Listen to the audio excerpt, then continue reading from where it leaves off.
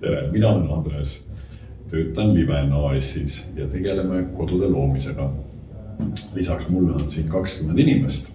Nende seas on siis sisearhitekte, arhitekte, ehitajaid, garantiispetsialiste, finantsiste ja kõiki muid toredaid asjapulki. Praktikante me hakkame otsima tavaliselt kohe aasta alguses või kevadel. Nad tulevad meile suveks, mõni on olnud 1 kuu, mõni 3 kuud, mõni on olnud 2 aastat. Ja praktikante me valime selliselt, et meie oma kodulehe peal liven.ee on üks test alla laetav ja nende testi tulemuste põhjal siis selekteerime välja, kellega me koostööd alustame, kelle me vestlusele kutsume. Praktikandid saavad meil tasu. Kui ma õigesti mäletan, siis kuskil 1000 eurot pluss miinus natukene kätte kuus. Ja teevadki vastavalt seda, mida nad siis on õppinud või mida nad meil õpivad, et arhitektid teevad sisearhitektuuri jooniseid, majandust õppinud inimesed võib-olla aitavad siin finantspoolt kaasa. Nii et väga erinevaid asju. Häid praktikante me tahamegi hoida ja kasvatada nii, et nad saaksid juba siin võtta siis vähe suurema vastutuse järgmise rolli. Need, kes on õppinud arhitektuuri või sisearhitektuuri, nad saaksid juba hakata kliente teenindama, kodusi kujundama, kodusi looma, nii et see võimalus on kindlasti olemas.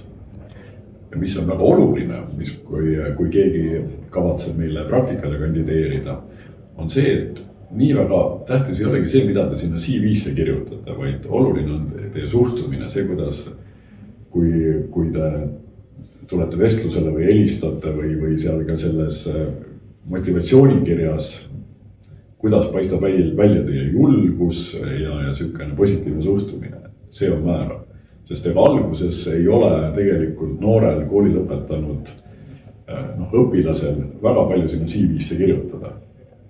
Oluline muidugi on ka see, et kui on näiteks tehtud vabatahtlikku tööd kuskil mittetulundusorganisatsioonides ja ikkagi mingisugune töökogemus alati tuleb kasuks, aga see ei ole kõige olulisem. Et üldse saada tööle on, ma arvan, üks olulisemaid on julgus ja selline pealehakkamine, nutikus, loomulikult ausus on selline baastase, et see peab olema kindlasti, et ilma selleta ei saa. Aga kui on julgust ja pealehakkamist, siis ma arvan, et ja nutikust, siis on koht olemas. Karjääriredelil on võimalus ka edasi sammuda, kui oma asjad, oma esmased ülesanded on tehtud ja on valmidus võtta rohkem vastutust. Ja selleks ongi noored inimesed, kes meil on pikemalt olnud, nad tulevad ise küsivad, kas sul on mulle pakkuda midagi huvitavat tegemist. Ma kuulsin, et Liven tegeleb nüüd selle projektiga, ma tahaksin siia panustada, ma tahaksin siin kaasa lüüa mõne uue pilootprojektiga ja osaleb siis meie ajurünnakutes ja saab järjest rohkem asjade sisse tulla. Võõrkeelte oskus on kindlasti vajalik, et inglise keele oskus on täna vist elementaarne ja kõigil olemas, aga kuna meil on ka väikene rakukene ja alustame tegevust Berliinis, Saksamaal, siis näiteks viimasel ajal on saksa keele oskus väga tähtis.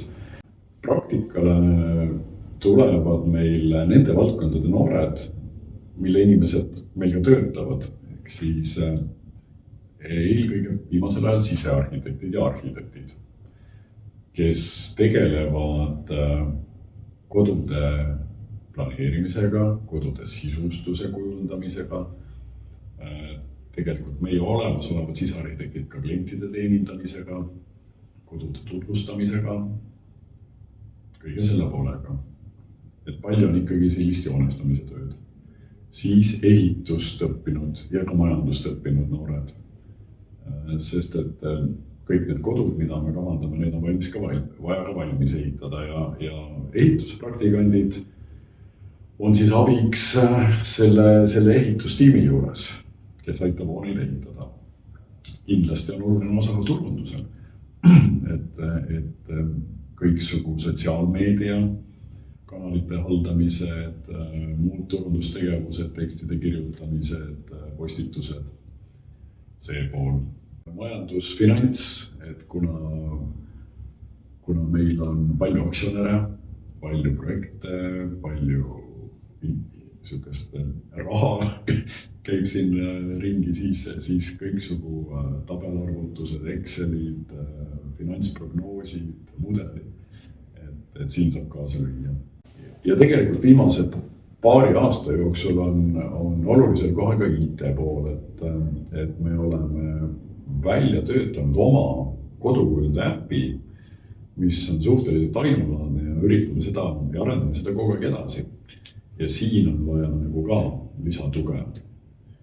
Et päris konkurentsi suurtele IT-firmadele me ei suuda pakkuda, aga need, kellel on väikene sisekujunduse ja kodude pisik sees ja IT kallab ka olemas, siis ma arvan, me oleme päris atraktiivsed.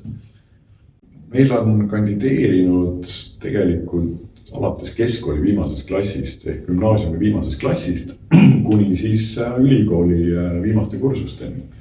Ja nagu ma ennem ütlesin, et me üks sellise valiku kriteerium on, et me laseme praktikantidel teha testi, mis hindab nende nutikust, vaimset võimekust, kiirust, kõike.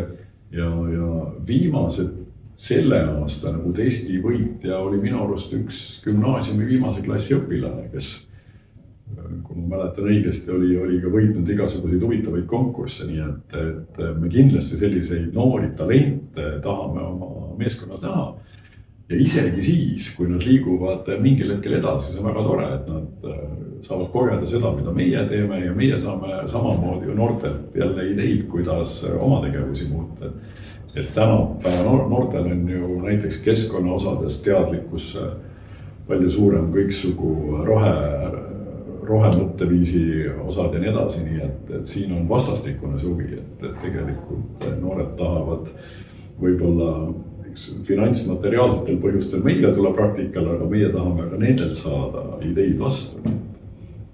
Töö iseloom on meil sõltuvalt ametikohast nii, et osad, nagu need, kes ehitustiimis on, nendel on rohkem sellist platside peal tööd, parasjagu siis, kui ehituses on pingelisem aeg, siis neid väga kontoris ei näegi.